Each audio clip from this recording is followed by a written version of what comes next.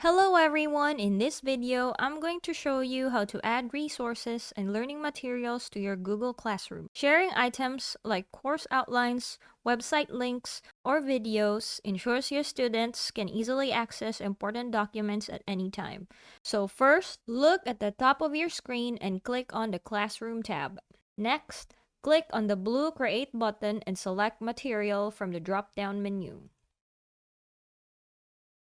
Now, fill out your material details and attach your resources using these step-by-step actions. First, type a descriptive name in the title box such as Course Outline. Next, look at the attachment buttons to add your file.